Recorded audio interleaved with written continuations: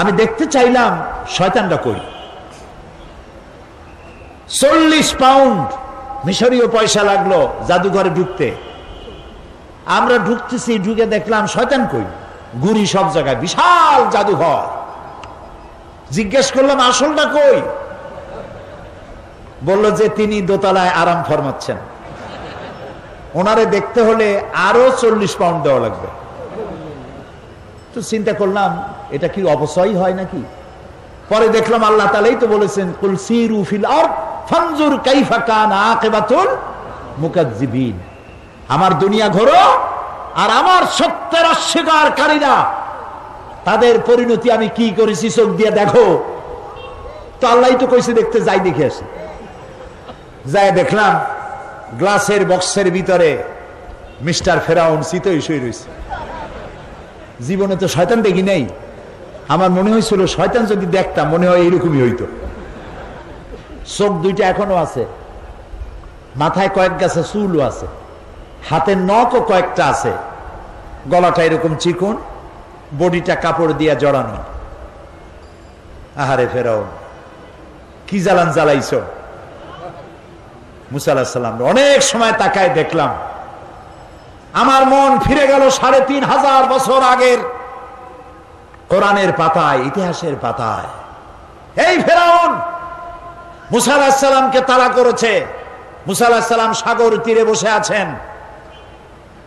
সাথীরা বললেন, ইয়া মুসা ইন্না লামুদরাকুন, আমরা তো পাকড়াও হয়ে গেলাম। সালাসী আক্রমণ 3 দিক থেকে আমাদেরকে ঘেরাও করেছে, পালাবার তো রাস্তা নাই। মুসা আলাইহিস সালাম বললেন, কাল্লা, কখনো নয়, কখনো নয়, রব্বি সাইয়াহদিন, অবশ্যই আমার আল্লাহ আমার পথ বের করে দিবেন। সুবহানাল্লাহ। তো আসতে কইলেন, এর নাম নবীর ঈমান। আপনারা কি ভয় পান? কত দলে জোট বানাইলো, এটা ভয় পাওয়ার কোনো কারণ নাই। মুসলমানদের জন্য আল্লাহ তাআলা যথেষ্ট। আলাইসাল্লাহু বিকাফিন আবদা, আল্লাহ তাআলা বলছেন আমি আমার বান্দার জন্য যথেষ্ট নই? আরে বেটারা কও অবশ্যই যথেষ্ট। আবার জোরে বলো। মুসা আলাইহিস সালাম বললেন, ভয় পাইও না, আমি যার গোলামি করি তিনি আমারে পথ করে দেবেন। মুসা আলাইহিস সালাম লক্ষ্য করলেন, হঠাৎ করে সামনের দিকে দরিয়া ফাঁক হয়ে গেছে, পানি প্রাচীর হয়ে গেছে, মাঝখান দিয়ে রাস্তা তৈরি হয়ে গেছে সাগরের মধ্য দিয়া।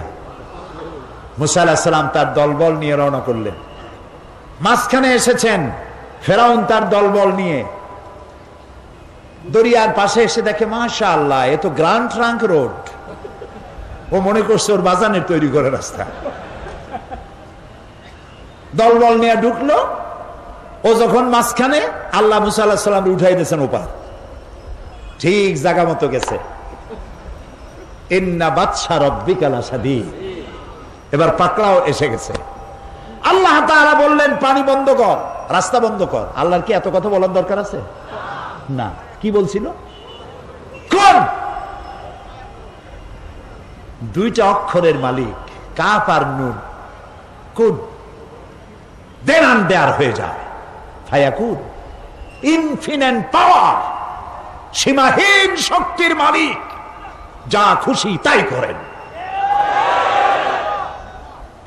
আল্লাহর কসম, দুনিয়ার মুসলমানেরা যদি আল্লাহকে এই পাওয়ার হিসাবে বিশ্বাস করে, পৃথিবীর কোন শক্তি মুসলমানদেরকে প্রধানত করতে পারবে না।